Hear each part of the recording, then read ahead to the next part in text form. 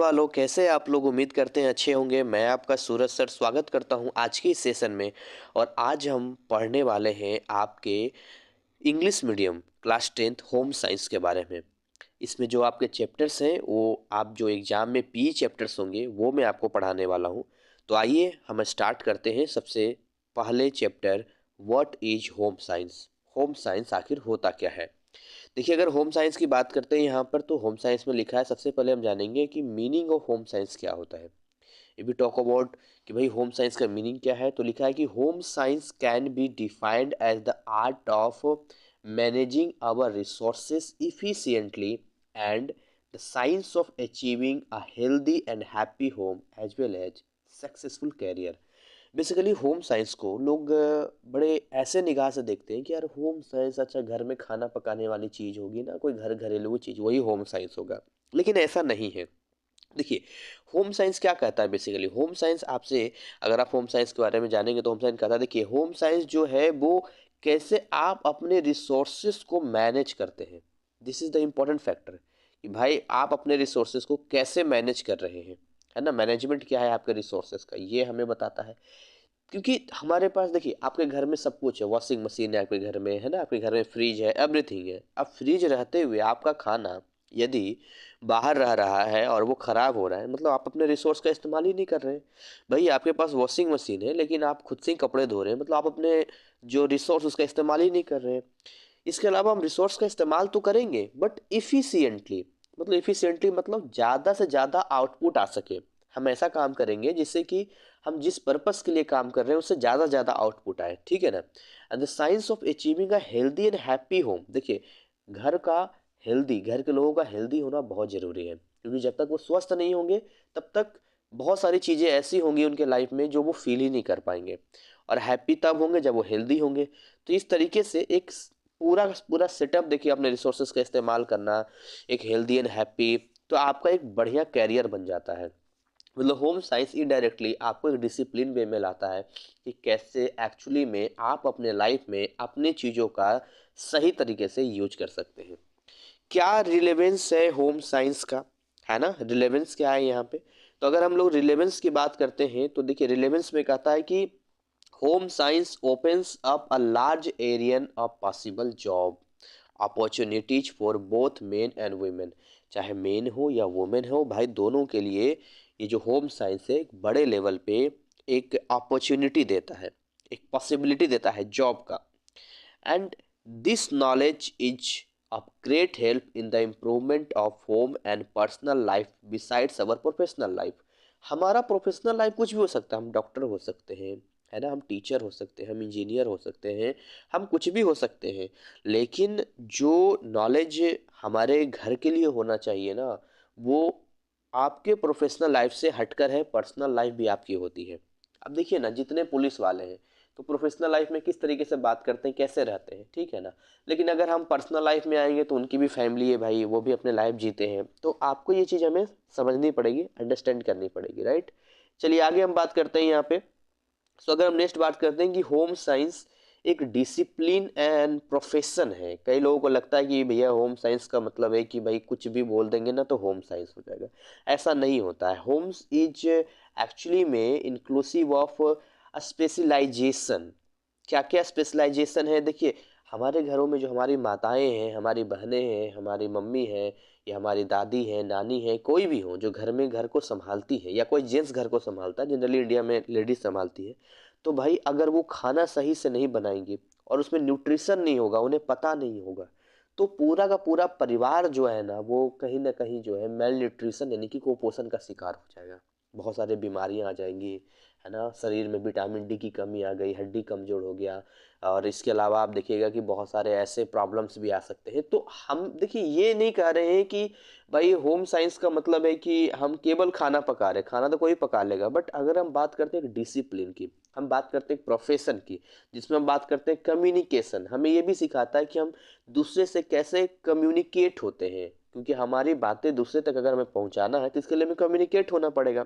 And extension, resource का management, human का development, fabric and April science. तो ये सारी चीज़ें जो आपको देखने को मिलती है, ये सब पूरा सेटअप तैयार करते हैं तो हमारा होम साइंस बनकर तैयार होता है।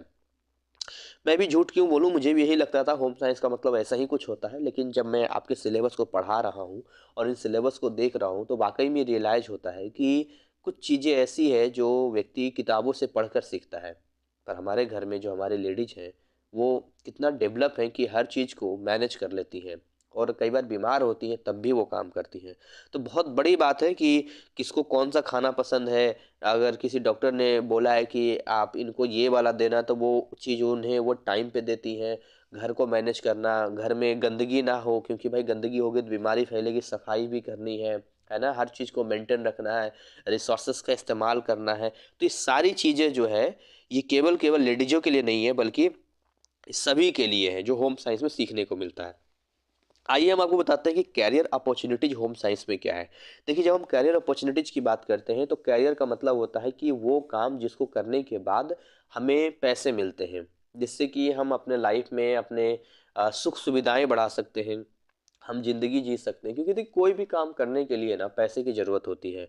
तो क्यों ना होम साइंस में अगर इंटरेस्टेड है या होम साइंस से आगे बढ़ते हैं, तो क्या वाकई में होम साइंस जो पढ़े हमारे लिए यूजफुल भी है, या बस कहने वाली बातें हैं कि ठीक है जी आप अपने लाइफ में खाली इस्तेमाल करो। ठीक है ना, ये भी सारी चीज़ें हो जाती हैं। तो कहता है कि home science enables us for the following, क्या क्या करता है। तो अब देखिए, कुछ चीज़ें मैं आपको बता रहा हूँ क्या क्या एम्प्लॉयमेंट है जिससे कि होम साइंस के जरिए पाया जा सकता है या मिल सकता है। जिसमें सबसे पहले एम्प्लॉयमेंट की बात करते हैं तो वेज एम्प्लॉयमेंट क्या आता है। वेज एम्प्लॉयमेंट में क्या कहता है, we work for another person, हम दूसरे के लिए काम करते हैं, रिसीव करते हैं wage and salary for our service. ठीक है ना, क्योंकि कहीं भी आप काम करेंगे तो उसको करके देंगे तभी तो वो आपके लिए करेगा, सीधी सी बात है ना। इफेक्ट है एकदम से। सेल्फ एम्प्लॉयमेंट में क्या है, we are the owner of an enterprise which are run in finance, हम कर सकते हैं किसी, जैसे कि आप सोचिए ना, जैसे मान चलिए बैंकेट हॉल है, शादी विवाह होता है, तो वहाँ पर जो मैनेजिंग डायरेक्टर होगा वहाँ पर क्या करेगा, मैनेज ही तो करेगा चीज़ों को।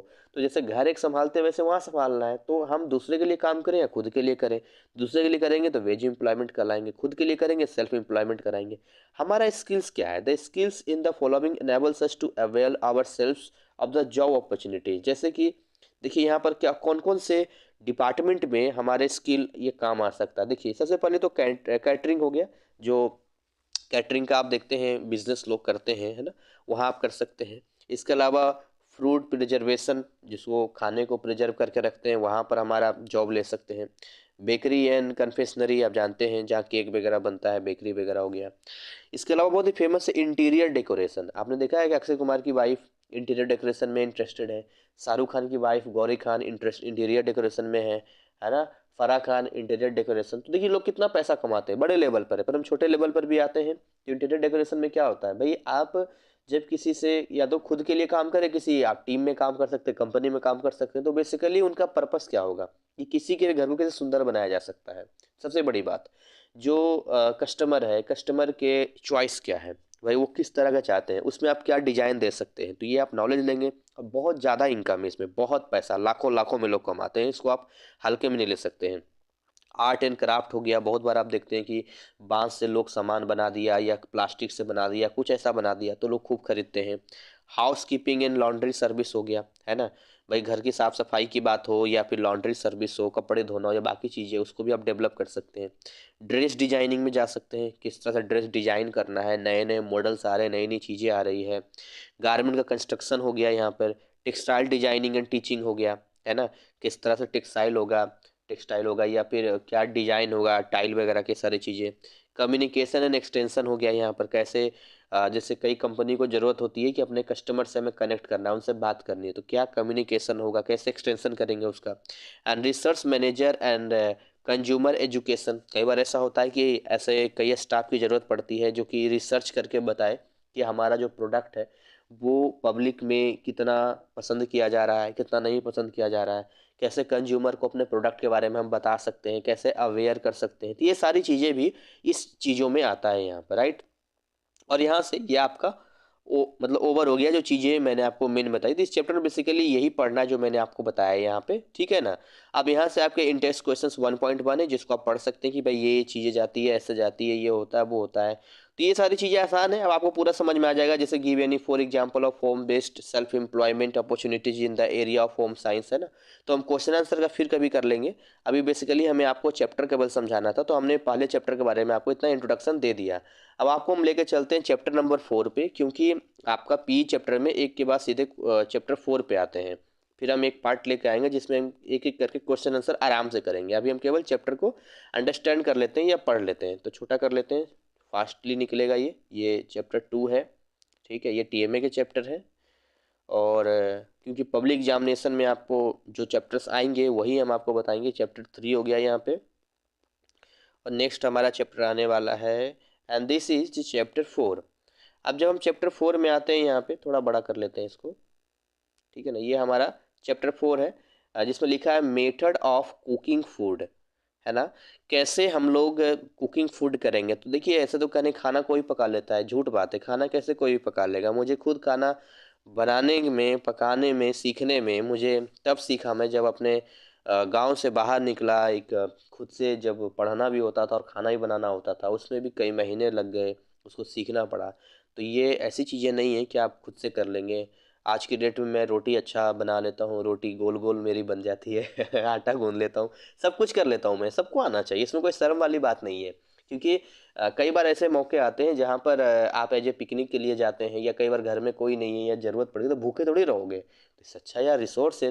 पढ़ा क्या होम साइंस में, रिसोर्सेज का कैसे अच्छा इस्तेमाल कर सके। आटा हमारे पास है लेकिन हमें रोटी नहीं बनानी आ रही है, तो हम तो उसको ढंग से मैनेज ही नहीं कर पा रहे हैं, है ना। तो यही सारी चीज़ें हैं यहाँ पे।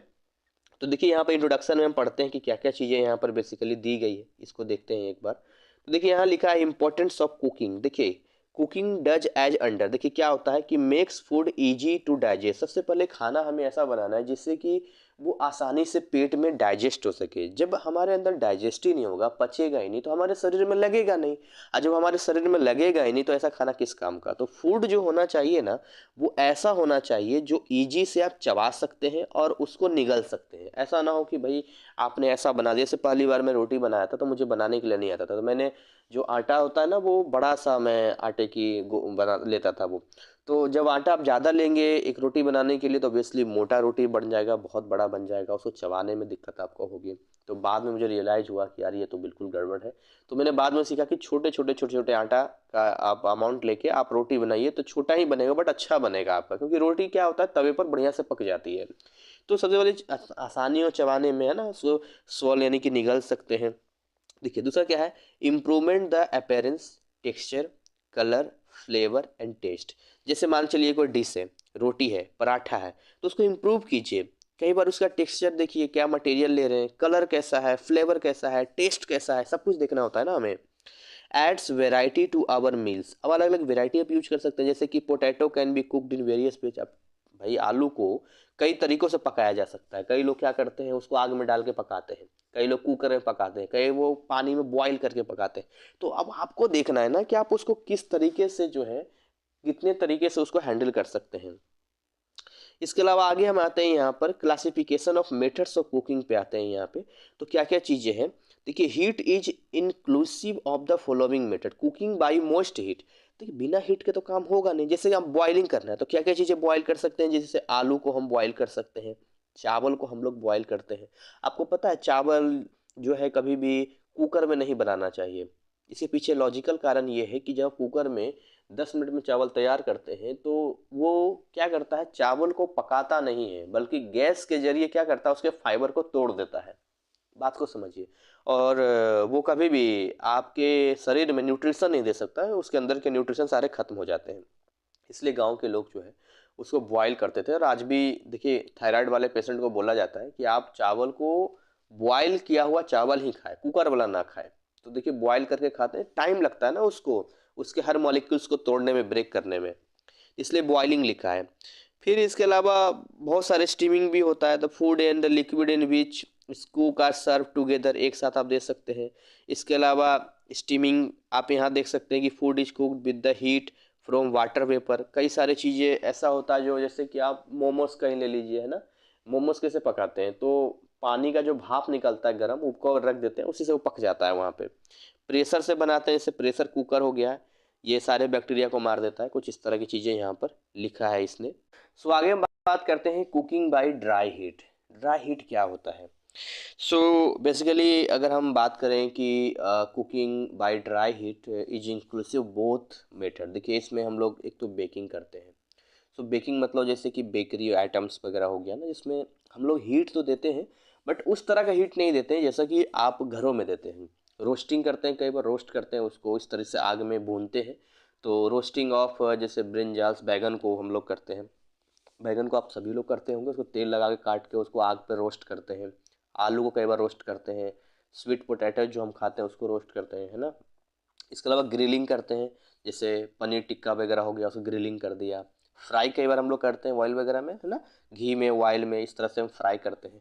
तो भाई ये सारी चीज़ें यहाँ पर जो है ये कुकिंग बाय ड्राई हीट का हिसाब किताब है। ठीक है।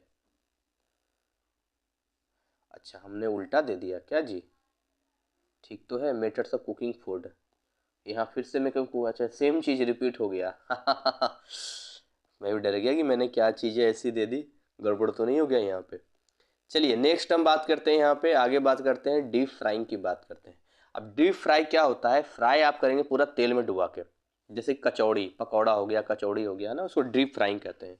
सैलो फ्राइंग बोलते हैं, जैसे नॉन स्टिक पैनल्स हो गया आप जिसमें देखते हैं, जिसमें कम तेल यूज करते हैं, है ना। और उसमें तेल क्या ऐसे नॉन स्टिक होता है, उस पर आराम से हम लोग फ्राई कर देते हैं और फ्राई भी हो जाता है वो। कुछ और मेथड भी हैं कुकिंग के, जैसे कि अदर मेथड जैसे माइक्रोवेव कुकिंग है। सोलर कुकिंग से भी हम कर सकते हैं, सनलाइट का जो होता है यहाँ पे। अच्छा, एक बड़ा इंपॉर्टेंट बात यहाँ पर लिख रहा है, इसने ये लिखा है कि आइए जानते हैं कि कैसे हमारे न्यूट्रिएंट्स का लॉस होता है जब हम खाना पकाते हैं। ये एक जानकारी मैं आपको दे देता हूँ। पहले के ज़माने में लोग मिट्टी पे खाना बनाते थे। मिट्टी पे जो खाना बनता था, तो जब आप उसका लैब में टेस्ट करवाएंगे तो आपको पता चलेगा कि मिट्टी में बना हुआ खाना का जो परसेंटेज होता है न्यूट्रिशन का, वो आप ये देखेंगे लगभग लगभग जो है 97% होता है। केवल 3% का ही नुकसान होता है। मतलब आप 100 ग्राम में 100 ग्राम प्रोटीन आपके पास है तो 97 आपके बॉडी में पहुंचेगा, 3 ग्राम का लॉस हो जाएगा। और आपने अक्सर देखा होगा हमारे यहाँ शादी विवाह में जो है कांसे या पीतल के बर्तन दिए जाते थे, आज भी दिए जाते हैं। तो वो रखने के लिए नहीं बल्कि खाना पकाने के लिए होता है। क्योंकि यदि आप कांसे के बर्तन में खाना पकाएंगे ना, तो कांसे में जो परसेंटेज है न्यूट्रिशन का वो तकरीबन 93% के आसपास है। यानी 7% का 91 या 93 है ऐसे। और अगर आप वही पीतल में खाना पकाएंगे तो उसका कुछ 87 या 88 ऐसी कुछ है ना, वो भी 90 के आसपास मान लीजिए। लेकिन ये जो प्रेशर कुकर में हम लोग खाना बनाते हैं या बाकी चीज़ों में खाना हमने बनाना शुरू कर दिया है, तो उसका मैं रिपोर्ट पढ़ रहा था कि वहाँ पर आपको तकरीबन तकरीबन 13%, 13 से 15% के आसपास ही आपको मिलता है। यानी कि 100 ग्राम प्रोटीन है तो आपको 90 उसमें 87 85 का लॉस हो जाएगा। लगभग 10 से 15% ही आपके बॉडी में पहुँचेगा। तो सोचिए आप कितना मेहनत करते हैं और मेहनत करके जो है आप पैसा कमाते हैं, और उसके बाद उस पैसे का आप अपने शरीर में मतलब चाहते हैं कि भाई ये खाएंगे तो हमारे शरीर में पूर्ति हो जाएगी, पर शरीर को तो मिलेगा ही नहीं। अब शरीर को नहीं मिलेगा तो बीमारी तो होगा वो। तो इसलिए हमारे खाना बनाने का तरीका पर भी डिपेंड करता है। तो हमारा न्यूट्रिशन जो है वो लॉस नहीं होना चाहिए। तो यहाँ पर जो चीज़ें मेंशन की गई है जिसमें लिखा है losses of nutrition during cooking में, जैसे विटामिन ए की बात करते हैं। देखिए अगर टेम्परेचर बहुत ज़्यादा आप कर देंगे, जैसे 300 डिग्री सेल्सियस टेम्परेचर कर देंगे, तो आपका विटामिन ए खत्म हो जाएगा, है ना। विटामिन बी कॉम्प्लेक्स की बात करते हैं यहाँ पर। This vitamin gets dissolve in water, ये पानी में डिजॉल्व होता है। व्हेन फूड आर वॉश, जब आप धोते हैं तो, है ना। सोक्ड और कुक्ड इन वाटर, जब आप इसको कुक्ड करते हैं पानी में या कुछ करते हैं तो ये पानी में ही डिजॉल्व होकर निकल जाता है। तो ये भी एक बड़ी प्रॉब्लम वाली बात है फिर तो, मतलब यहाँ से विटामिन बी कॉम्प्लेक्स तो चला जाएगा। विटामिन सी की बात करते हैं तो this vitamin get destroyed by heat and oxidation, आप इसको हीट वगैरह करते हैं तो, जैसे आप समझिए कि कैसे समझाएं आपको, जैसे आंवला, अगर कच्चा आंवला खाएंगे तो बढ़िया विटामिन सी मिलेगा। लेकिन उसी को आप हीट कर देंगे या उसमें कुछ और आप गर्म करेंगे तो उसके अंदर का जो विटामिन सी है वो ख़त्म हो जाएगा। या विटामिन ए के लिए कुछ आप गाजर वगैरह खा रहे हैं, कुछ कर रहे हैं, उसको आपने गर्म कर दिया तो खत्म हो जाएगा विटामिन ए उसका, 300 डिग्री सेल्सियस चला जाए। तो कहने का मतलब इसलिए कुछ चीज़ें ऐसी होती है जो डायरेक्ट खाने की सलाह दी जाती है। प्रोटीन्स की बात करते हैं तो प्रोटीन्स क्या होता है? कोगुलेट प्रोटीन्स होता है ना, जमा हो जाता है, कोगुलेट हो जाता है यहाँ पर। अब प्रोटीन आजकल मिलता कहाँ है? कुछ ओरिजिनल चीज़ें रहे तब तो मिले, और ऊपर से हम खाना, दाल में प्रोटीन होता है और हम उल्टा दाल को एकदम से कुकर में बनाते हैं। सवाल ही नहीं पैदा होता हमारे शरीर में प्रोटीन मिलेगा, अलग से खाना पड़ता है फिर। Oil and ghee are use for cooking and frying और फूड्स, सीधी सी बात है, ऑयल एंड फैट। कैसे हम लोग कंजर्व कर सकते हैं न्यूट्रिएंट्स को?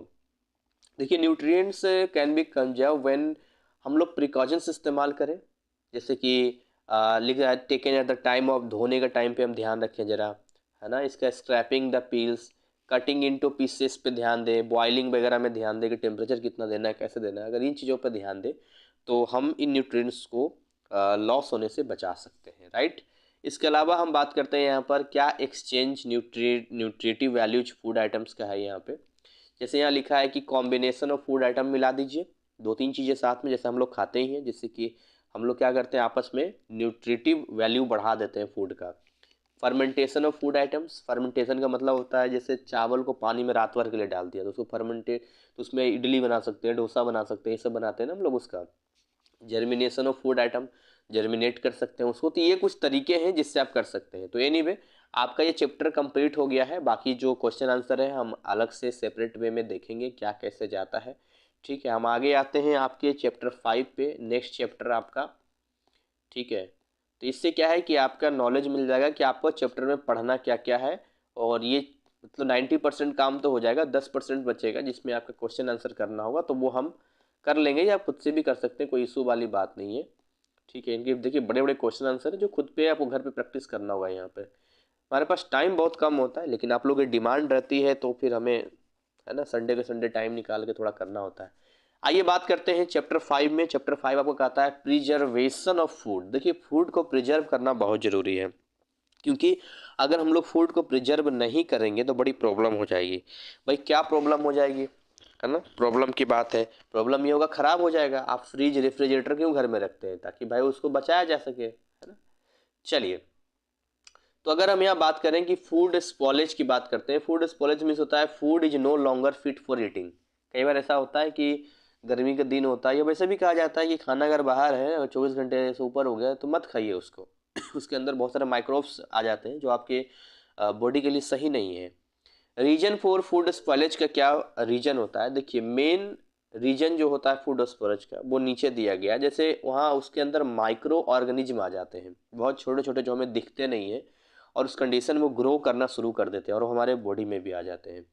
इसके अलावा अगर हम बात करें कि और क्या क्या कारण है, देखिए इसमें एंजाइम्स भी जनरेट हो जाता है। सो एंजाइम्स आर केमिकल सब्सटेंस होता है फाउंड इन ऑल प्लांट, जो सारे प्लांट में पाए जाते हैं और एनिमल में पाए जाते हैं। तो when the skin of fruit, आप देखते हैं ना, when the skin of fruit is not cut, अगर आप फ्रूट की स्किन को कट नहीं करेंगे या डैमेज नहीं करेंगे तो it get spoiled due to enzymes action. कई बार होता है। तो इसलिए मतलब हम लोग कोशिश करते हैं कि फलों को अच्छे से खाया जा सके, बट हम सारे फलों को तो उसकी स्किन को नहीं कर सकते हैं, बट अच्छे से धो जरूर सकते हैं, क्योंकि ये केमिकल सब्सटेंस कहीं ना कहीं खेतों से आया होगा या कहीं से आया होगा जो उसके ऊपर लगा होगा। जनरली हम लोग उठाते हैं और खाना शुरू कर देते हैं, तो हम ये सोच के खाते हैं कि पेड़ से टूटा और हमने खा लिया, पर हम ये नहीं सोचते कि उसके ऊपर केमिकल दिया गया होगा, तभी ये इतने लंबे टाइम तक रह रहा है। तो हमें अच्छे से वॉश करके इसको खाना चाहिए। बहुत सारे इंसेक्ट्स हैं, वॉर्म्स हैं, रैट्स हैं, चूहे हैं, है ना, जो कि स्मॉल सोल्स में रहते हैं, वहाँ अनाज को लेकर चले जाते हैं और कई बार इसको जो है फाइन पाउडर में कन्वर्ट कर देते हैं, ठीक है ना, फाइन पाउडर। तो अब ऐसे कंडीशन में भी कई बार जो कंपनियां होती है या आटे के मिल चक्की वाले होते हैं उसको भी समेट लेते हैं, मैंने कई बार देखा है। तो कहीं ना कहीं लोगों के हेल्थ के साथ खिलवाड़ करते हैं लोग। फूड स्टोरेज की बात करते हैं। फूड स्टोरेज सिंपली मीन्स कि आप खाने को एक ऐसे स्पेशल जगह पर रखिए जहाँ पर कोई कंजम्पशन ना हो किसी भी चीज़ का, और वो सेफ रह सके उसके टेम्परेचर के अकॉर्डिंग, ठीक है। तो ये है कि क्लासिफिकेशन ऑफ फूड आइटम्स के अकॉर्डिंग हम लोग सेल्फ लाइफ में कर सकते हैं। तो कैसे क्लासीफाई करेंगे इसको हम देखिए यहाँ पर देखते हैं ज़रा। देखिए, एक तो हम लोग बोलते हैं कि नॉन पेरिसेबल फूड की बात करते हैं। So what do you mean by non perishable food? जो होल ग्रान सीरियल्स, पल्स, दाल हो गया, नट्स हो गया, वाइल्ड सीड हो गया, इनको हम लोग नॉन पेरिसेबल फूड कहते हैं। एक सेमी पेरिसेबल फूड होता है जिसमें हम कहते हैं कि पल्स हो गया ना, processed cereals and pulses, pulse product like eggs हो गया या पोटैटोज हो गया, ओनियन हो गया, ये सारी चीज़ें सेमी पेरिसेबल में आते हैं यहाँ पे, ठीक। और अगर हम लोग बात करते हैं पेरिसेबल फूड्स में, तो जैसे कि पेरिसेबल फूड्स में कौन कौन आता है? जैसे ग्रीन लीफी वेजिटेबल्स, हरे पत्ती वाली, मटर हो गया, बीन्स हो गया, एप्पल हो गया, ये सारी चीज़ें आते हैं। आइए आगे हम लोग बात करते हैं फूड प्रिजर्वेशन होता क्या है एक्चुअली, क्या इंपॉर्टेंस है इसका। तो फूड प्रिजर्वेशन तो अब तक आप समझ ही गए होंगे, किसी स्पेशल जगह पे रखते हैं जिसका कोई नीड ना हो कंजम्पशन का। So preservation take care of the excess produce, उसके अंदर माइक्रोब्स, उसके अंदर बैक्टीरिया या उसको खराब होने से बचाता है। Preservation added variety to our meals, कहीं ना कहीं प्रिजर्व करके रखते हैं तो भाई पीछे का बना हुआ खाना है, दो तीन वेराइटी हम एक साथ खा पाते हैं, नहीं तो जिस टाइम बना उसी टाइम हमें खाना पड़ेगा फिर तो। Preserve food items are send to place where they are not grown, हम प्रिजर्व करके ऐसी जगह पर भेज सकते हैं जहाँ पर वो नहीं पाए जाते हैं और वो उस समय तक ख़राब भी ना हो। जैसे अफगानिस्तान में फलों को ये लोग मिट्टी में बंद करके रखते हैं और मिट्टी में बिल्कुल सेफ रहता है, कुछ नहीं ख़राब होता है, मिट्टी भी फ्रिज से ज़्यादा काम करता है। Preservation of food makes transportation and storage of food easier, preservation से हम ट्रांसपोर्ट करते हैं फूड्स का, स्टोरेज करते हैं, ये सारी चीज़ें आसान हो जाती है हमारे लिए। प्रिंसिपल्स ऑफ फूड प्रिजर्वेशन क्या कहता है, इसको हम लोग समझते हैं। देखिए, किलिंग द माइक्रो ऑर्गेनिजम्स, सबसे पहली बात तो सारे छोटे छोटे जीव बैक्टीरिया वगैरह को मार देता है। प्रिवेंटिंग और delaying the action of micro organism, जो ऐसा नहीं कह सकते हैं कि भाई आप एक एक महीना रख सकते हैं, नहीं, खराब तो वहाँ भी होगा, लेकिन ये है कि डिले कर देगा उसके एक्शन को माइक्रो ऑर्गेनिज्म का, वो माइक्रो ऑर्गेनिज्म वहाँ भी पनप जाएगा, वहाँ भी आ जाएगा, लेकिन क्या है कि एक समय, थोड़ा वक्त मिल जाता है हमें चीज़ों के लिए, ठीक है ना। And stopping the action of enzyme, हम लोग जो एंजाइम जनरेट होता है उसका एक्शन को क्या करता है, स्टॉप कर देता है। क्या मेथड्स है प्रिजर्विंग फूड एट होम का, अगर हम बात करते हैं सबसे बड़ी बात तो exposing food to low temperature, जैसे फ्रिज में आप रखते हैं, आप ठंडा होने के बाद खाना को, मतलब गर्म खाना तो कभी फ्रिज में नहीं रखना चाहिए, मतलब ठंडा होने के बाद आप लो टेम्परेचर में रखिए। Exposing food to high temperature, कई बार हाई टेम्परेचर में रखने की जरूरत पड़ती है, जैसे धूप में हम सुखाते हैं बहुत सारी चीज़ें, नहीं तो वो ख़राब हो जाता है, अचार वगैरह देखते हैं धूप में रखना पड़ता है। यूजिंग प्रिजर्वेटिव्स का इस्तेमाल हम लोग करते हैं। एंड डिहाइड्रेटिंग फूड्स, मतलब डिहाइड्रेटिंग फूड्स का मतलब क्या हो गया कि हम लोग डिहाइड्रेट होने से बचाते हैं फूड को। तो कैसे डिहाइड्रेट होने से बचाएंगे, अच्छे से सील के पैक करके उसको कई बार सामान को रखते हैं, वरना वो कई बार गीला गीला सा हो जाता है ना, वाटर मॉलिक्यूल जो होता है इधर उधर का वो उसको क्या करता है, वो खराब कर देता है। कई बार देखते हैं मुरमुरे वगैरह लाते हैं आप लोग, तो कैसे देते हैं, खुले में छोड़ दें तो क्या होता है, सिल जाता है वो, तो क्या कर रहे हैं आप, उसमें वाटर मॉलिक्यूल ही तो मिल गया वो, जिससे कि सिल गया वो, मतलब वो खाने में अब कुरकुरा नहीं रहा वो, है ना। तो ये सारी चीज़ें हो गई यहाँ पर। नेक्स्ट अगर हम बात करते हैं तो नेक्स्ट, देखिए नेक्स्ट अगर हम बात करें तो यहाँ लिखा है प्रिजर्वेटिव्स, तो प्रिजर्वेटिव्स में क्या चीज़ें दी है यहाँ पर, नेचुरल प्रिजर्वेशंस होते हैं, जैसे सॉल्ट हो गया, नमक का इस्तेमाल करते हैं जो अक्सर हम अचार में डालते हैं, विनेगर, शुगर हो गया, चीनी भी होता है ना, एसिड्स होते हैं, और कई बार वाइल्ड एंड स्पाइसी चीज़ें भी प्रिजर्वेटिव का काम करता है। तो आपका ये चैप्टर 5 भी कंप्लीट हो गया है। अब आपको हम लेकर चलते हैं चैप्टर 6 में, है ना। ये सारी चीज़ें देख रहे हैं, जो चीज़ें थी मैंने आपको पढ़ा दी, बता दी कि भाई ये चीज़ें इस तरह से जाता है यहाँ पे। और यहाँ पर हम लेके आ जाते हैं चैप्टर 6 में, थोड़ा छोटा कर देते हैं, जल्दी हम मूव कर लेंगे चैप्टर 6 की ओर, ठीक है। और आ जाओ भाई, ये आ गया इन्वायरमेंट, चैप्टर 6। तो भाई हमारी कोशिश तो यही रहेगी कि हम ज़्यादा से ज़्यादा आपको इन्फॉर्मेशन या नॉलेज दे पाएँ, जिससे कि आप कम टाइम में ज़्यादा स्कोर कर सकें, ये आपका एक सपोर्ट ही तो है ये। इंट्रोडक्शन की बात करते हैं यहाँ पे, देखिए सबसे पहली बात है व्हाट इज पॉल्यूशन, पॉल्यूशन क्या होता है ये हमें बताने की ज़रूरत नहीं है। पॉल्यूशन आप बहुत पहले से पढ़ते आ रहे हैं। Pollution can be explain as the addition of any substance, कब कोई भी सब्सटेंस जब मिल जाता है हवा में, पानी में, मिट्टी में, कहीं भी, और वो ज़्यादा मात्रा में मिल जाता है वो, और वो कहीं ना कहीं इम्प्योर होता है, गंदा होता है, जो गंदा कर देता है, तो हम कहते हैं भाई ये पॉल्यूट हो गया है, यहाँ पर क्या हो गया है, पॉल्यूशन हो गया है यहाँ पर। और जो कंटेंट, जो मटेरियल जो होते हैं जो गंदगी फैलाते हैं, उन्हें हम लोग क्या बोलते हैं, पॉल्यूटेंट्स के नाम से जानते हैं। Pollutants can be defined as वो constituents the wrong amount of wrong place at wrong time, गलत जगह पे गलत टाइम में गलत चीज़ जब आ जाती है उसको हम लोग पॉल्यूटेंट्स बोलते हैं उन content. Air pollution, air pollution कैसे हो सकता है, जैसे कि देखिए हवा में पोल्यूशन, जैसे वोल्केनो कहीं पर फट गया, वहां से बहुत गंदगी बाहर अंदर से निकली, धरती फटी तो है ना, आग निकल रहा है, वहां से हो सकता है। हम कुछ कंबस्टन कर रहे हैं, स्मोक कर रहे हैं, या इंडस्ट्री है, फैक्ट्री वगैरह है, उससे पॉइजनस गैसेस बाहर निकल रहा है। खेती बाड़ी में कई बार हम लोग पेस्टिसाइड्स डाल देते हैं कीड़े मकोड़ों को मारने के लिए, तो कीटनाशक के इस्तेमाल से भी एयर पॉल्यूशन होता है। या फॉल स्मेल, या हम बोल सकते हैं insecticides and solvent like spray हम लोग डालते हैं, पेंट करते हैं, फ्यूम्स, इन सारी चीज़ों की वजह से भी जो है ना आपका यहाँ पे क्या होता है, एयर पॉल्यूशन का कारण बनता है यहाँ पे।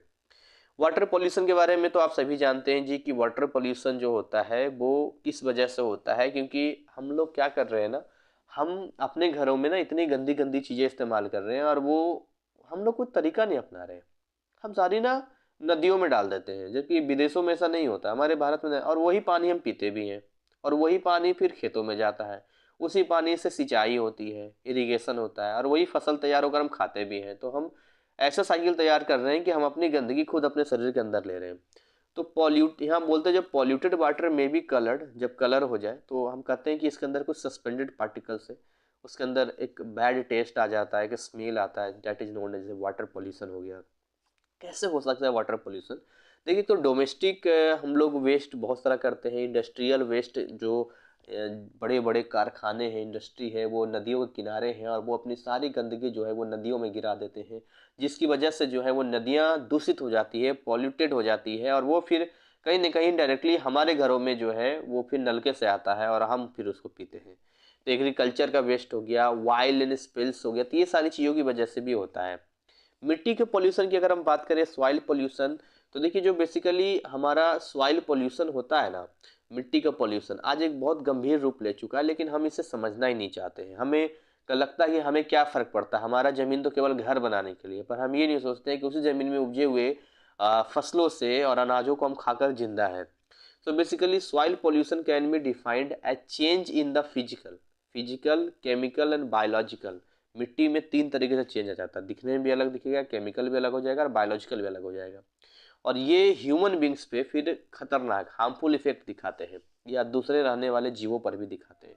सो प्रॉब्लम तो होगा, नो डाउट। यहाँ पे कैसे कंट्रोल कर सकते हैं सॉइल पोल्यूशन को? तो जैसे dump outside the city limit हमें ध्यान देना होगा, लैंड फिल्स कहीं पर ना हो, कंपोस्टिंग पर ध्यान देना होगा, कहीं कोई चीज़ जल तो नहीं रही है, या इंसिनरेशन, ये सारी चीज़ें हैं कि मिट्टी में ऐसी कोई भी एक्टिविटी ना करें जिससे कि वहाँ पर जो है वो किसी भी तरीके से प्रॉब्लम क्रिएट करे। नॉइज पोल्यूशन तो आज तो बहुत ही कॉमन बात है, मतलब इतना शोरगुल होता है तो हम कहते हैं कि केवल हल्ला है, हल्ला नहीं, वो नॉइज पोल्यूशन है। नॉइज पोल्यूशन ऑटोमोबाइल्स, गाड़ियों की वजह से है ना, लाउड स्पीकर्स आजकल बड़े बड़े शादियों में बड़े बड़े बजते हैं, है ना, इंडस्ट्रीज में भी मशीनों से बहुत सा आवाज़ आता है, मशीन्स वगैरह हो गए, तो ये बड़े लेवल है नॉइज पोल्यूशन क्रिएट करने के यहाँ पे। इसके अलावा अगर हम आगे आते हैं यहाँ पे तो कुछ चीज़ें और देखने को मिलती है, जैसे it is essential to take speeded step to check pollution. तो हमें बहुत ज़रूरत है आज की डेट में अपने पॉल्यूशन को चेक करने का, रोकने के भी बहुत ज़रूरत है ताकि हम इसको रोक सकें। तो ये आपका चैप्टर 6 भी हो गया, जिसमें हमने ये सारी चीज़ें देखी, क्या क्या चीज़ें हमने यहाँ पर आपको बताई थी, वो सारी चीज़ें यहाँ पर हमने एक हम समराइज करते जा रहे हैं, पढ़ते जा रहे हैं। फिर चैप्टर 8 में हम लोग आते हैं ज़रा, तो चैप्टर 8 में आते हैं, तो अभी 7 से ही तो 8 में गुजरेंगे, तो अभी 7 आएगा, 7th हेल्थ था जो आपका नहीं पढ़ना है, सीधे हम चैप्टर 8 में आ जाते हैं। फिर एक चैप्टर 9 और 11 बचेगा, यहाँ पे देख लेते हैं जी। जो भी रहता है ये आपका चैप्टर 8 है, और चैप्टर 8 आपका है communicable and life style disease. बहुत सारी ऐसी बीमारियां होती है जो कि हम लोग कहते हैं छुआछूत से फैलती है या कम्युनिकेट करके फैलती है, एक व्यक्ति से दूसरे व्यक्ति में फैलता है, और कहीं ना कहीं हमारा लाइफ स्टाइल भी आज की डेट में ऐसा हो गया है जो कई बीमारियों को पैदा कर रहा है। तो आइए सबसे पहले हम समझते हैं बीमारी के बारे में कि बीमारी एक्चुअली में होता क्या है। देखिए, डिजीज जो होता है एक ऐसा स्टेट होता है जहां हम डिस्कम्फर्ट फील करते हैं, हमें कोई चीज़ अच्छा नहीं लगता है, और हमारे शरीर का जो फंक्शन होता है ना वो नॉर्मल फिर नहीं रह जाता है, वो कहीं ना कहीं अफेक्ट हो जाता है, हम डिस्टर्ब हो जाते हैं। नॉर्मल जुकाम भी होता है, बुखार भी होता है, हम कितने परेशान हो जाते हैं, कितनी दिक्कत होती है आपको, राइट। और कोरोना के टाइम में तो इम्यूनिटी के बारे में खूब बातें हो रही थी, आपने भी सुना होगा। तो इम्यूनिटी जो है एक अब कोई ऐसा अनजान शब्द नहीं है जो ना कोई जानता हो, मुझे नहीं लगता कि किसी को इम्यूनिटी के बारे में ना पता हो। आजकल हर ब्रांड जो है इम्यूनिटी इम्यूनिटी कहकर अपने प्रोडक्ट को प्रमोट करते रहती है। So basically immunity can be defined as the आपकी एबिलिटी क्या है बॉडी की, ताकि रेसिस्ट कर सके, रोक सके किसी बीमारी को, उसी को हम लोग इम्यूनिटी कहते हैं। अब सर्दी जुकाम फैला या कोरोना का टाइम था, तो जिनके शरीर में इम्यूनिटी अच्छी थी वन को कोरोना शरीर में गया भी होगा तो कोई असर नहीं पड़ा, है ना, गया तो ज़रूर होगा।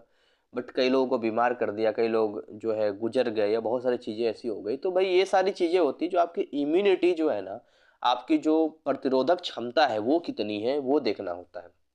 कुछ ऐसी बीमारियों के बारे में हम पढ़ने जा रहे हैं जो कम्युनिकेबल है, यानी कि एक व्यक्ति से दूसरे व्यक्ति में फैलता है, पर्सन टू पर्सन। तो ये जो इन्फेक्शन इसको बोलते हैं, इन्फेक्शन होता है, इससे सर्दी जुकाम भी जो होता है ना, ये इन्फेक्शन का होता है, ये फैलता है, कोरोना भी इसी में आता है। क्या कारण होता है कम्युनिकेबल डिजीज का? तो कम्युनिकेबल डिजीज जो होते हैं वो बहुत ही टेनी ऑर्गेनिज्म, बहुत सारे जर्म्स एंड पैरासाइट्स होते हैं जो हवा में खांसने छींकने बोलने से निकल जाते हैं और वो दूसरे वाले व्यक्ति के अंदर चले जाते हैं, जिससे कि उसे भी बीमार कर देते हैं। इसके अलावा अगर हम लोग बात करते हैं इंक्यूबेशन पीरियड की बात करते हैं, है ना, तो क्या इसका मतलब है? The gap of time between the entry of germs into our body. जिस समय आपके शरीर में कोई भी बैक्टीरिया या कोई भी वायरस आपके शरीर में एंट्री किया, and appearance of symptoms of the disease, वो किस समय उसके लक्षण दिखाई दिए, इस टाइम को हम लोग इंक्यूबेशन टाइम कहते हैं। जिस टाइम में ये बीच का टाइम होता है जो हमें पता नहीं चलता है, बहुत कई बार बीमारियां हमारे शरीर में पनप रही होती है पर हमें पता नहीं चलता है, तो इसलिए हमें टेस्ट वगैरह कई बार करवाना होता है ताकि हमें पता चल सके। क्या मोड्स होता है स्प्रेडिंग कम्युनिकेबल डिजीज का? देखिए कैसे कैसे फैल सकता है। देखिए फूड एंड वाटर से फैलता है, हवा से फैलता है, कांटेक्ट में आने से फैलता है, और कई बार तो इंसेक्ट से भी फैल जाता है, मच्छर वगैरह हो गए हैं ना, इनसे भी फैल जाता है। अब सवाल ये आता है कि कैसे हम इसको रोक सकते हैं, प्रिवेंटिव मेजर क्या है? So there are some precautions that should be taken to prevent the communication disease। बहुत सारे तरीके हैं, जैसे हमने कोरोना के टाइम देखा, मास्क लगा के रखिए, थोड़ी दूरी बना के रखिए, है ना जी, अपने आप पे ध्यान दीजिए। तो कुछ चीज़ें होती हैं जिससे कि वायरल होने से बचा सकते हैं। लाइफ स्टाइल डिजीज कुछ ऐसी चीज़ें होती हैं, the disease that develop in a person due to faulty eating. हम कुछ ऐसा खा लेते हैं जो हमें नहीं खाना चाहिए। हमारी कुछ ऐसी रहने की आदतें होती हैं जो कि नहीं होनी चाहिए, जैसे देर रात तक जागना, है ना, सुबह नहीं उठना, हमें सनलाइट मतलब धूप में थोड़ा रहना चाहिए, तब धूप में नहीं रहना। तो कुछ ऐसी चीज़ें, शराब पीना, नशा करना, स्मोक करना, जिसकी वजह से हमारे लाइफ स्टाइल की वजह से ये बीमारियां पनपती हैं। ठीक है, तो अगर हम बात करें यहाँ पे कि ऐसी कौन कौन सी चीज़ें हैं जो लाइफ स्टाइल की वजह से होती है, तो यहाँ कुछ चीज़ें दी गई हैं जो कि यहाँ पर आप देख रहे हैं। टू टाइप्स यहाँ दिया गया है। The life style factors associated with the above name disease can be of two types. एक तो होता है मॉडिफिएबल या those that can be change, जिसको हम बदल सकते हैं। दूसरा होता है नॉन मॉडिफिएबल, जिसको हम बदल ही नहीं सकते हैं। तो हमारी लाइफ स्टाइल के दो फैक्टर होते हैं। एक ऐसा होता है कि चलो जी हमने आपको बता दिया और आपने चेंज कर लिया, और कुछ चीज़ें ऐसी होती हैं जिसे आप बदल ही नहीं सकते हैं। ठीक है ना, तो हम बोलते हैं कि prevention of life style disease, कैसे हम बचा सकते हैं? तो हमें इसके लिए क्या करना है? We can do a lot of prevent the occurrence of life style disease. हमें इससे बचने के लिए सबसे पहले तो अपने लाइफ स्टाइल में चेंज लाना पड़ेगा, अपने आप में सुधार लाना पड़ेगा। कई बार क्या होता है कि हम पानी प्रॉपर नहीं पीते हैं, रोज़ कम से कम 5 6 गिलास 7 गिलास पानी रोज़ होना चाहिए, लेकिन हम नहीं पीते हैं। तो क्या होता है, हमारे लाइफ स्टाइल में दिक्कत है, हम खाना लेट खाते हैं या खाना खाने के तुरंत बाद पानी पी लेते हैं। बहुत सारी चीज़ें, 2 3 चीज़ें साथ में नहीं खाना चाहिए, जैसे कभी भी प्याज और दूध की चीज़ें कभी भी साथ में ना खाएं। लेकिन कई बार हम लोग प्याज भी होता है और दूध की चीज़ें भी होता है, खा ही लेते हैं उसमें। या कई बार हम लोग क्या करते हैं कि भाई खट्टी चीज़ें और दूध की चीज़ें ना खाएं, लेकिन हम लोग कई बार ऐसा करते हैं कि कुछ नमकीन खा रहे हैं, इसमें खट्टा भी है, दूध भी, चाय भी पी रहे हैं। तो चाय में दूध का थोड़ी ना वो क्वालिटी चला गया, तो वो भी कहीं ना कहीं अंदर करता है। तो कहीं ना कहीं लाइफ स्टाइल हमें पता नहीं होता है। बहुत सारी चीज़ें यूट्यूब पर सर्च करेंगे क्या क्या 2 चीज़ें साथ में नहीं खानी चाहिए, आपको पता चल जाएगा, है ना। किसी अच्छे रिसोर्स में देखें, कहीं फेक वीडियो नहीं होना चाहिए वो।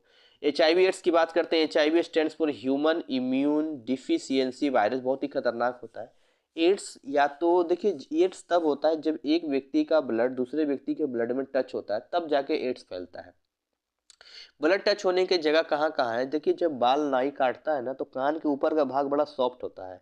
तो जब वो ब्लेड चल रहा होता है तो वो ब्लेड हमारे ब्लड से टच होकर निकलता है। तो अगर उसके किसी के ब्लड में HIV का वायरस है और वो उस ब्लड में चला गया और वो फिर दूसरे वाले व्यक्ति को सेम ब्लड से करेगा, तो फिर ऐसा है ना कि उसके अंदर वो HIV का वायरस एंटर कर जाएगा। या कई बार इंजेक्शंस होते हैं जो हम एक ही इंजेक्शन से कई मरीजों को हम लोग मतलब उसको यूज कर लेते हैं, वो भी नहीं होनी चाहिए।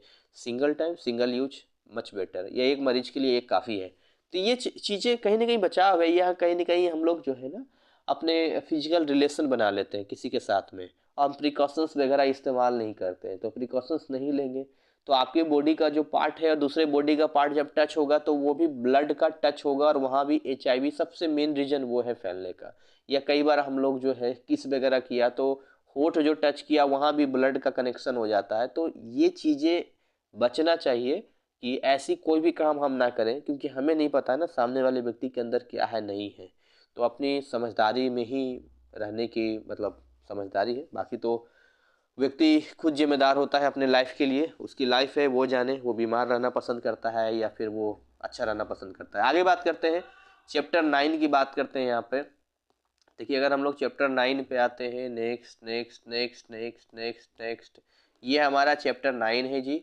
और इस चैप्टर 9 में हम बेसिकली क्या पढ़ रहे हैं, केयर एंड हम लोग मेंटेनेंस पढ़ रहे हैं फैब्रिक्स का, कैसे मेंटेनेंस करते हैं। कई बार हमें मेंटेनेंस की ज़रूरत पड़ती है, फैब्रिक्स मतलब धागे का, कपड़ों का, उसका कैसे मेंटेनेंस करते हैं। घर में देखते हैं हमारी जो लेडीजें होती हैं वो कितने अच्छे से केयर करती है, फोल्ड करके रखती है, और कई बार बहुत सारी चीज़ों का वो मतलब मेंटेनेंस कर लेती है। वो सारी चीज़ें यहाँ पर हम पढ़ते हैं, क्या क्या चीज़ें कैसे हम कर सकते हैं, है ना, फैब्रिक के बारे में। तो फैब्रिक्स हम पढ़ रहे हैं, है ना। तो इसको हम देखते हैं कि क्या क्या चीज़ें यहाँ पर जाती है। यहाँ पर सबसे पहली बात दिया है सेकिंग दिया है यहाँ पे। तो ये क्या चीज़ है यहाँ पर, soaking helps in the removing loose dust from the fabric. Fabric से जो बेकार की गंदगी होती है उसे बाहर निकालना होता है, फिर उसे ब्रूसिंग करना होता है। ब्रूसिंग का मतलब होता है कि डर्ट जब वहाँ से निकल जाता है तो उसके अंदर जो पाइल बन जाते हैं ना उसके ऊपर मटके मटके टाइप का, उसको हटाना होता है, ब्रूस करने से हट जाता है वो। एयरिंग करना होता है, एयरिंग हेल्प करता है मतलब कि drawing and removing bad ओडियस from fabric से, बेकार की चीज़ें जो होती है उसको हटाने में हेल्प करता है यहाँ पर, है ना। कई बार फूंक देते हैं एयरिंग तो उससे भी बाहर हट जाता है। इसके अलावा है अगर उससे भी ना काम बने तो लॉन्ड्री में हम लोग दे देते हैं। लॉन्ड्री में जाते हैं क्या होता है, उसकी सफाई होती है ना, धुलाई होती है। तो लॉन्ड्रिंग कंसिस्ट ऑफ वॉशिंग और एनी क्लीनिंग फिनिशिंग करके देता है वो सारे गारमेंट्स का, एकदम स्टिफिंग एजेंट उसमें जो होता है रिक्वायर्ड डालता है गारमेंट्स में। और डिपेंड करता है कि शॉर्ट या लॉन्ग टाइम का रहे, कितने दिन में कराते हो तो आपके है ना। जैसे हर सर्दियों के बाद हमारे रजाई कंबल, कम से कम एटलीस्ट हमारे जो कंबल है ना जो हम ओढ़ते हैं वो तो कम से कम एक बार लॉन्ड्री में दे देना चाहिए ताकि वो साफ़ हो सके। Getting ready to launder clothes at home, जैसे कि कलेक्शन ऑफ क्लोथ, पहले कपड़े इकट्ठा कीजिए, फिर उसके बाद उसको चेक भी करना होगा कहीं ऐसा तो नहीं कोई कपड़ा डैमेज है। या कई बार ऐसे कपड़े होते हैं ना जो धुलते नहीं है, ख़राब हो जाते हैं, या अलग से धोना पड़ता है, ये भी देखना होगा। या ऐसा कलर तो नहीं निकल रहा जो बाकी कपड़ों को भी ख़राब कर देगा। सॉर्टिंग कीजिए, उसको छाट दीजिए। फिर reading labels on the garments, एक बार आप स्टैंडर्ड गारमेंट से तो पढ़िए कि कहीं ऐसा तो नहीं है कि इसको आप वॉश नहीं कर सकते, इसको धो नहीं, कई कपड़े ना लॉन्ड्री में ही होते हैं, खुद से आप नहीं कर सकते, तो एक बार उसको पढ़ना जरूरी होता है।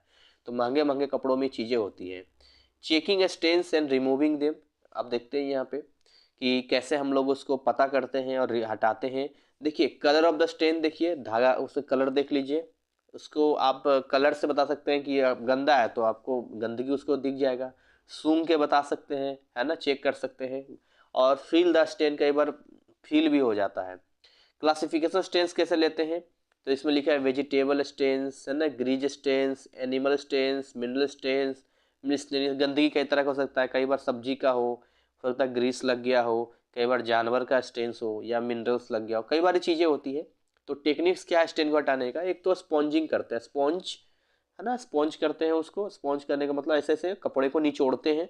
और दूसरा डीपिंग, डीपिंग का मतलब उसको पानी में ले जाते हैं, निकालते हैं। तो दो चीज़ तो आप घर पे भी करते हो, कोई नई चीज़ थोड़ी ना है ये। इसके अलावा लिखा है प्रिकॉशंस वाइल रिमूविंग स्टेन्स, क्या क्या सावधानी हमें रखनी चाहिए। Some precautions are to be taken as under, देखिए removing stains when it is fresh, आप तभी गंदगी को निकालें जब ये फ्रेश हो। बहुत पुराना होगा तो फिर निकलना मुश्किल हो जाएगा। Careful use of chemicals, chemical का इस्तेमाल बड़े सावधानी से कीजिए, कहीं ऐसा ना आपका कपड़ा खराब हो जाए। यूज ऑफ माइल्ड रिएजेंट्स, आप ऐसे रिएजेंट का इस्तेमाल करें जो माइल्ड हो और मतलब उसको निकाल सके। बहुत बेकार भी मत यूज कीजिए, बहुत हाई भी यूज मत कीजिए, बहुत लो भी यूज नहीं कर सकते हैं। And rising several times, ranging several times, कई बार उसको निचोड़ना पड़ता है ना, उसको सुखाना पड़ता है, ये सारी चीज़ें करनी पड़ेगी। लॉन्ड्रिंग का क्या काम होता है, लॉन्ड्रिंग में कपड़े देते हैं तो देखिए यहाँ पर ये कुछ ये सारी चीज़ें जो यहाँ पर उसके पार्ट हैं, जैसे देखिए वो पहले उसको क्या करेगा, सोक करेगा, फिर उसको आयरन करेगा, फिर उसको रेंजिंग करेगा, फिर उसके बाद वॉशिंग हो गया, फिर उसको ड्राई करेगा, फिर फिनिशिंग करेगा, फिर स्टोर करेगा। तो कई सारे तरीके होते हैं उसके सफाई करने के, तो जो हम घर पे नहीं करते वो लॉन्ड्री में होता है। इसके अलावा जो है हम बात करते हैं मेथड्स ऑफ वॉशिंग की, कि कई तरह से कपड़े हम धो सकते हैं, जैसे 3 टाइप्स। एक तो फ्रिक्शन मेथड हो गया, जिसमें आपने देखा होगा कि मतलब ज़मीन पर रगड़ रगड़ के फ्रिक्शन के जरिए, या दो कपड़े को आपस में रगड़ के कर दिया, फ्रिक्शन से होता है। एक तो हैंड फ्रिक्शन होता है, हाथ से ही रगड़ दिया। एक स्क्रबिंग हो गया, स्क्रब कर दिया उसको ब्रूस से, ब्रूस होता है आजकल। या फिर आपने धोबी को देखा होगा डंडे से पीटते हुए, वो बीटिंग स्टिक रखता है, उससे गंदगी बाहर निकलता है। So washing by kneading any squeezing, निचोड़ना मोड़ना, वॉशिंग इन मशीन्स, मशीन में धोना। और रेंजिंग क्या होता है, it is done to remove the particles of detergent. Detergent के पानी को निकालने के लिए हमें बार बार पानी में धोना होता है, निचोड़ना होता है, क्योंकि उसके अंदर डिटर्जेंट का पार्टिकल रह जाता है। लास्ट में अभी बहुत सारा पार्ट है, जैसे कि अभी फिनिशिंग एजेंट की बात करते हैं, तो these are use according to the fabrics के अकॉर्डिंग हम लोग इस एजेंट का इस्तेमाल करते हैं। ड्राइंग का मतलब है कि अब देखिए कई बार धूप में देना होता है, कई बार धूप में नहीं देना होता, अब डिपेंड करता है, फ्रेश एयर तो चाहिए ही चाहिए। So use a cloth line and pegs और clip to hold the cloth. Clip वगैरह इस्तेमाल करते हैं किसी रस्सी वगैरह पे। आयरन करते हैं, कई बार स्टीम से करते हैं, कई बार फोल्ड कर देते हैं। तो अब देखना होता है कि आयरन का किस हिसाब से है, वो आयरन हो सकता है या नहीं हो सकता, इस बात पर भी डिपेंड करता है। सो यहाँ पर लिखा है यहाँ पे कि this process is applied on the cloth to give them smooth look देने के लिए। फिर स्टोर करते हैं उसको, स्टोर करने के लिए किसी सूखे जगह पर रखते हैं। लॉन्ड्री का अगर स्पेसिफिक फैब्रिक्स की बात करें तो सबसे पहले वो क्या करते हैं, कॉटन क्लोथ्स देख लेते हैं भाई कॉटन क्लोथ्स है या नहीं है ना। Cotton coloured clothes, synthesis, silk, woollen. अब तो आयरन भी करते हैं तो वहाँ पर ऑप्शन आता है कि किस तरह का कपड़ा है, और उसी हिसाब से जो है आप उसको क्या करेंगे, तो भैया उसी हिसाब से उसको हम डील करेंगे, मतलब टेम्परेचर देंगे। लॉन्ड्रिंग ऑफ कॉटन्स की बात करते हैं कि करके, अगर कॉटन का कपड़ा है तो बड़े सावधानी से वो करना होगा, क्योंकि ना कॉटन का जो कपड़ा होता है ना बड़ा मतलब बहुत मजबूत नहीं होता है। तो उस समय आपको ध्यान देना पड़ेगा, जब आप उसको सोक कर रहे होंगे उस टाइम पे आपको ध्यान देना होगा, वॉशिंग करते समय आपको ध्यान देना होगा, रेंजिंग के समय आपको ध्यान देना होगा, स्टार्चिंग के टाइम ध्यान देना होगा, ड्राइंग के टाइम, आयरन भी उसी हिसाब से करना होगा, और स्टोर भी आपको। तो इस तरीके से ये सारे स्टेप तो करने हैं, बट बड़े ध्यान से कर रहे हैं हमें यहाँ पे। अगर हम बात करते हैं कलर्ड क्लॉथ्स की, जैसे यूजिंग माइल्ड सोप इस्तेमाल कर सकते हैं, किंडिंग स्क्वेंजिंग क्लॉथ को निचोड़ सकते हैं, रेंजिंग कर सकते हैं, स्टार्चिंग हो गया, ड्राइंग हो गया, आयरनिंग हो गया, फिर स्टोर हो गया यहाँ पे। इसके अलावा अगर हम लोग लॉन्ड्री करते हैं सिंथेसिस की, जो आजकल पॉलिस्टर के कपड़े होते हैं वहाँ पे, तो वो तो ये है कि ल्यूक वार्म वाटर में आप डाल दीजिए, यूज ऑफ गुड कोई भी साबुन लगा दीजिए, है ना, अवॉइड कीजिए, स्क्वेंजिंग वगैरह ना करे तो अच्छा है। ड्राइंग हैंगर में डाल दीजिए, आयरन आप कर सकते हैं, वार्म आयरन, स्टोर कर सकते हैं बिल्कुल सूखे जगह पे। ठीक है। अब हम बात करते हैं लॉन्ड्रिंग ऑफ स्किल्स की बात करते हैं। देखिए क्या क्या स्किल इसमें समझदारी है। हमें पानी जो यूज करना है वो ल्यूक वार्म वाटर यूज करना है, हल्का गुनगुना पानी आप ले सकते हैं। रेंजिंग इन कोल्ड वाटर, आप उसको ठंडे पानी में डुबो सकते हैं। Applying starch and picking clothes when even damp and ironing with warm iron. तो हम उसको कोशिश करेंगे कि आयरन करें गर्म से, गर्म आयरन, आयरन तो खैर गर्मी होता है। Storing perfectly on hanger, hanger पे अच्छे से उसको स्टोर करें, वरना तब भी वो ख़राब हो जाएगा आयरन करने के बाद भी। इसके अलावा जो है लॉन्ड्री ऑफ वुलन क्लॉथ्स का बड़े ध्यान से करना पड़ता है, घर पे संभालता नहीं है, इसके आउटलाइन को संभालना पड़ता है, इसका माइल्ड डिटर्जेंट देना होता है, इसकी स्क्वेंजिंग मेथड भी थोड़ी अलग होती है, arranging and knitted items to be brought back into shape, उसको वापस उसके शेप में भी लाना होता है। ठीक है, क्योंकि वो ऊन के कपड़े फिर ख़राब हो जाते हैं। इसके अलावा लिखा है by putting them on hanger में डाल दीजिए। आयरन करने में क्या है देखना होगा कि देखिए कुछ कपड़े वार्म मतलब हल्के फल्के, सिल्क हो गया, पॉलिस्टर हो गया, नायलॉन हो गया, है ना, वही मैं बोल रहा था, ये हल्के में काम हो जाता है। कुछ बहुत हॉट जैसे कॉटन कपड़े बिल्कुल हॉट देना होता है, रेयन का, और एक्स्ट्रा हॉट देना होता है लाइन या बिल्कुल लाइन कॉटन है या बिल्कुल इस तरह का है, तो उसको ज़्यादा हॉट देना होगा भाई, वो उसका क्रिच बन ही नहीं रहा है, वो लाइनिंग आ ही नहीं रही है, तो फिर हमें एक्स्ट्रा हॉट करना पड़ता है। तो ये आपका चैप्टर 9 भी कंप्लीट हो गया है। अब हम आते हैं चैप्टर 11 पे, ठीक है। तो हमारा चैप्टर 11 क्या कहता है एक बार देख लेते हैं और उसके बाद हमारा ये मॉड्यूल कंप्लीट हो जाएगा। कितना टाइम हो गया, चलिए 1 घंटे का टारगेट हम लेके चले थे और वो 1 घंटा का टारगेट हमारा पूरा होने वाला है। 10 मिनट लगभग और लगेंगे और हमारा ये मॉड्यूल कंप्लीट हो गया। मतलब 1 घंटे में आपने 50% चैप्टर कंप्लीट कर लिया। तो यहाँ पर हम आते हैं जी, ये हमारा चैप्टर 11 है और चैप्टर 11 में जो हमें पढ़ना है फैब्रिक्स फिनिशेस, फैब्रिक्स का फिनिश कैसे करना है उसके बारे में यहाँ पर दिया है। इंट्रोडक्शन हम लोग देख लेते हैं और उसके बाद हम इसको स्टार्ट करते हैं। इसमें लिखा है textile finishes, a finish is a treatment given to fabric to change its appearance. उसके लुक में बदलाव आ जाता है, हैंडलिंग, टच और performance. Its purpose is to make fabric more suitable for its end use, मतलब लास्ट टाइम तक भी अच्छे से यूज कर सकें। सो इम्पोर्टेंस क्या होता है टेक्सटाइल फिनिशेस का, टेक्सटाइल टेक्सटाइल उसमें डालते हैं ना, टेक्सटाइल फिनिशेस इंपॉर्टेंट होता है क्योंकि इंप्रूव करता है अपीयरेंस ऑफ फैब्रिक, दिखने में अच्छा होता है, अलग अलग डिजाइन वगैरह बना दिया। To produce variety of fabrics, इससे हम बहुत सारे वेराइटी बनाएंगे, वरना सारे कपड़े ना पता है लाल तो खाली लाल ही दिखेगा। पहले के टाइम पे वैसे ही होता था ना, लाल तो खाली लाल दिखेगा, काला तो खाली काला दिखेगा, कुछ डिजाइन नहीं आ पाएगा। To improve the feel of the fabric, थोड़ा फील आता है। To make the fabric more useful, वो ज़्यादा थोड़ा यूजफुल बन जाता है। अपने हिसाब से हम सुटेबिलिटी देख लेते हैं कौन सा करना है। क्लासिफिकेशन ऑफ फिनिशेस की बात करते हैं यहाँ पे, तो दिखा है finishes can be classify on the basis of function. देखिए फंक्शन क्या देखता है यहाँ पर, जैसे बेसिक और common finishes aim toward improving fabrics appearance feel and body. कैसा कस्टमर है या लोग किस तरीके से, अलग अलग चॉइस अपनी अपनी होती है ना, तो कैसा वो अपने बॉडी पे फील करते हैं उसको। इसके अलावा लिखा है यहाँ पर कि functions the special finishes aim at improving the performance of a fabric for some specific purpose। कई बार कुछ स्पेशल पर्पस के लिए भी, एक टीम के लिए या कई बार एक कंपनी के लिए हमें बनाना पड़ जाता है ना। दूसरा है on the basis of degree of performance, जैसे टेम्पररी फिनिश हो गया, एक सेमी ड्यूरेबल होता है, एक ड्यूरेबल होता है, एक परमानेंट होता है। तो हम कौन सा फिनिश कर रहे हैं, कई चीज़ें बहुत जल्दी कलर निकल गया या टेक्सटाइल ख़त्म हो गया, थोड़े टाइम तक कुछ रहा, कुछ थोड़े दिन तक रहा, कुछ परमानेंट रहा, तो वो भी हमें देखना पड़ेगा। इसके अलावा केमिकल एंड मैकेनिकल फिनिशेस की बात करते हैं, तो जो भींगा हुआ वेट एंड ड्राई फिनिशेस, जैसे केमिकल हम लोग यहाँ डाल देते हैं भींगे हुए कपड़ों में, है ना। मैकेनिकल फिनिशेस उसको ड्राई करने के लिए इस्तेमाल करते हैं। अगला जो यहाँ पर बोल रहा है यहाँ पे basic finishes and there types, तो बेसिकली बोल रहा है आपका स्कोरिंग या इसको ब्लीचिंग कहते हैं। Scoring is the process of industrial cleaning of fabrics with the help of warm water, गर्म पानी से किया जाता है और इसके सॉल्यूशन को रोका जाता है। ये क्या क्लीन करता है, ये फैब्रिक को अच्छे से क्लीन कर देता है ताकि वो आगे जाके अच्छे से उसका इस्तेमाल किया जा सके।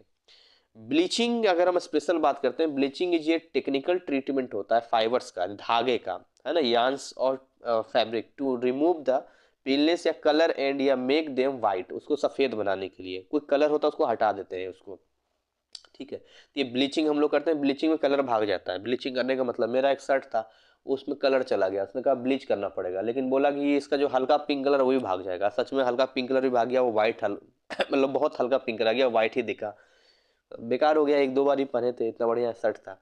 तो ये चीज़ें होती है कई बार, तो ब्लीचिंग का मतलब ये। दूसरा है स्टार्चिंग, लिखा है स्टार्चिंग या स्टिफिंग भी कहते हैं। Special finishes pre shrinking finish, यानी कि हम बोलते हैं sanforization is the pre shrinking treatment given to certain fabric. एक स्पेशल ट्रीटमेंट इसको हम लोग बोलते हैं प्री श्रिंकिंग ट्रीटमेंट। ये स्पेशल टाइप के कुछ फैब्रिक को दिया जाता है ताकि natural fibre to prevent further shrinkage after washing, धोने के बाद वो ना सिकुड़े। कई कपड़े देखते हैं सिकुड़ जाते हैं, कई कपड़े नहीं सिकुड़ते हैं, तो ये बस धोने के बाद ना सिकुड़े इसलिए प्री श्रिंकिंग पहले ही उसको खत्म कर देते हैं, ठीक है ना। आगे जो है वो लिखा है मर्सराइजेशन। तो भैया मर्सराइजेशन क्या करता है, मर्सराइजेशन एक ऐसा प्रोसेस होता है जिसमें हम लोग कॉस्टिक सोडा या बाकी हाइड्रोक्साइड का इस्तेमाल करते हैं ताकि, एक तो देखिए उसमें ना ऐसा होता है उसके अंदर चमक आ सके, मजबूती आ सके, है ना, स्ट्रॉन्ग हो सके, लस्ट्रस हो सके और एब्जॉर्बेंट हो, मतलब किसी भी चीज़ को एब्जॉर्ब करने की क्षमता हो, पानी वगैरह बाकी चीज़ों का। पर्चमेंटाइजेशन क्या होता है, पर्चमेंटाइजेशन जो होता है कॉटन फैब्रिक को ट्रीट किया जाता है एक माइल्ड एसिड के साथ में। इससे क्या होता है कि वो ना ट्रांसपेरेंट थोड़ा सा हो जाता है, ट्रांसपेरेंट मतलब हल्का हल्का आर पार दिखेगा, मतलब इसको जैसे ऑर्गेंडी एक कपड़ा होता है जो बिल्कुल ट्रांसपेरेंट होता है। चलिए आगे हम बात करते हैं, यहाँ पर वॉशेस एंड वियर की बात करते हैं। तो एक तो फोर्थ लिखा है वॉश कीजिए और पहनिए उसको, वॉश एक तो नॉर्मल ये हो गया इसको। डाइंग एंड प्रिंटिंग की हम लोग बात करते हैं। देखिए कई बार होता है it is very important for the dye करना, कलर करना, एंड उसमें प्रिंट भी करना होता है कई बार कलर, ठीक है। So dyeing and printing of fabrics की बात करते हैं। देखिए एक तो नेचुरल डाई होता है, एक सिंथेसिस होता है। सिंथेसिस बहुत ज़्यादा आजकल इस्तेमाल हो रहा है, पहले नेचुरल होता था। एप्लीकेशन ऑफ डाइज का देखिए फाइबर स्टेज में धागा है तभी कर लिया, उससे पहले है धागा से पहले ही रुई में भी कई बार कर लेता है, यार्न में, और तब धागा बनता है ना। और कई बार कपड़े बनने के स्टेज में भी करता है, और कई बार जो है कपड़ा पूरा सिल जाता है तो भी डाई होता है ना। यहाँ तो दिल्ली में कई जगह ऐसा है जो आप कपड़े दीजिए वो आपको डाई करके दे देंगे, वो कुछ गरम वरम केमिकल डालते रहते हैं, कलर बता दीजिए वो कर देते हैं, ठीक है। इसके अलावा जो यहाँ पर लिखा है डिकोरेटिव डाइंग की बात करते हैं यहाँ पर। सो डिकोरेटिव डाइंग क्या हाँ बोल रहा है यहाँ पे, सो टाई एंड डाई है ना। इसके अलावा बैटिक हो गया, प्रिंटिंग, प्रिंट वगैरह, प्रिंटिंग में भी ब्लैक प्रिंटिंग है, स्क्रीन प्रिंटिंग है, रोलर है ना, स्टेंसिल प्रिंटिंग है, ये सारी चीज़ें हैं। तो ये सारा आपका मॉड्यूल 1 यहाँ तक कंप्लीट हमने कर दिया है। बाकी इनके अब आपके क्वेश्चन आंसर रह चुके हैं जो आप इसको मैं कभी करवा दूंगा या आप खुद से भी कर सकते हैं। मॉड्यूल 1 आपका ये कंप्लीट हो चुका है, और यहीं के साथ आपका देखिए 55 मिनट हुए हैं। 55 मिनट में हमने ये सारी चीज़ें कंप्लीट कर दिया है। मुझे उम्मीद है कि ये मॉड्यूल 1 आपके लिए काफ़ी यूजफुल रहा होगा, और अगर आप ऐसे ही और अपने स्टडी को इम्प्रूव करना चाहते हैं तो आप हमारे डिस्क्रिप्शन में दिए गए लिंक हमारे ऐप को डाउनलोड कर सकते हैं। हमारा व्हाट्सअप नंबर भी वहीं पर है, ऐप से भी आप डायरेक्ट कांटेक्ट करेंगे तो व्हाट्सअप पे आप पहुंच जाएंगे, मतलब ऐप डाउनलोड कर लें। आईफोन वगैरह है तो वेबसाइट का लिंक भी हमने दे दिया है। मतलब कहने का मतलब है ना कि आपको एक माहौल हम देते हैं, हमारा टेलीग्राम चैनल है, व्हाट्सअप चैनल है, सबका लिंक दिया है, ताकि एक माहौल में रहें, अपडेटेड रहें। जिस काम के लिए आप आएँ वो काम कीजिए, बाकी लाइफ में बहुत सारी चीज़ें पड़ी हैं काम करने के लिए, वो हम फिर कभी आप कर लेना। बट आज की डेट में आपको अगर ये 10th क्वालिफाई करना है, अच्छा मार्क्स लाना है तो लाना है, केवल पास करना क्यों भाई। अच्छी क्वालिटी एजुकेशन मिल रहा है और सारी चीज़ें मिल रही है तो हम आगे बढ़ेंगे ना। तो इसी के साथ यहीं पर इसको हम बाइंड अप करेंगे। उम्मीद करेंगे काफ़ी यूजफुल रहा होगा। आप ज़्यादा से ज़्यादा कमेंट में हिस्सा लें, अच्छा अच्छा कमेंट करें, अपने मतलब फीडबैक दें जो भी आपको लगा है, जिससे कि बाकी बच्चे भी इस चीज़ को मतलब इसका लाभ ले सकें, और हमारा यूट्यूब का एक एल्गोरिथम होता है उसमें हमारा वीडियो कंसिडर किया जाए ताकि ज़्यादा स्टूडेंट तक ये पहुंच सके। क्योंकि अब हम 10th वालों पे काम करना शुरू कर दिया है, हमने आपके लिए इंग्लिश के स्टोरीज भी कार्टून के जरिए लाना शुरू कर दिया है ना। आपके बहुत सारे चीज़ें जैसे सोशल साइंस भी हम लाने वाले हैं, साइंस का सिलेबस ऑलरेडी हमने ऐप पे दे रखा है। तो ऐसे करके हमने आपके स्टडी को इजी बनाने के लिए पूरा काम किया है। बस अब आपकी बारी है, आपको मेहनत करना है। So thank you so much, wish you all the best.